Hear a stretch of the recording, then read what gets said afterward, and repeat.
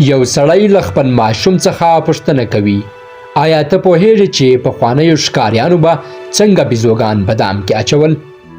د دې پر ځای چې هغوی د ونې له پورته څخه وڅاري او یا یې د لاندې له خوا نه په غشي وولي، دوی به یو دروند شیشهیي لوښی چې د تنګې غاړې درلودونکی به و په ځمکه باندې ایښوده او په هغه کې به یې د بیزوګانو د خوښې وړ خواړه ایښودل.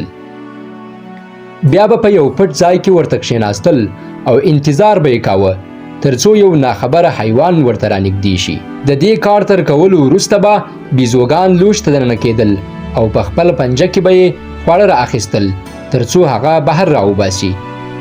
په دې وخت کې به د لوښي تنګه غاړه د بیزو د لاس ایستلو په وړاندې خنډ ګرځېده. هغې به زورونه وهل تر څو خپل لاس راوباسي، مګر ګټه به یې نه کوله. د دې لپاره چې خپل لاس له لوښي څخه راوباسي د خوړو له خوشي کولو څخه پرته بله لاره نه وه.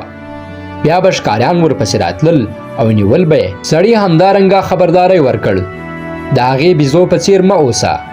په ژوند کې د دې لپاره چې یو بله ورځ هم مبارزه وکړې او د یو شخص په توګه واوسې، باید په دې وپوهیږې چې څه وخت باید لاس په سر شي، کوم وخت باید دوام ورکړې او څه وخت هر هغه څه چې ستا په زیان وي خوشي کړې. د کیسې هدف: ځینې وختونه د دې لپاره چې په راتلونکي کې بهترین څه ترلاسه کړئ، باید هغه څه چې اوس یې لرئ له لاسه ورکړئ. اجازه مه ورکوئ چې ضد کول ستاسو د ناکامۍ لامل شي.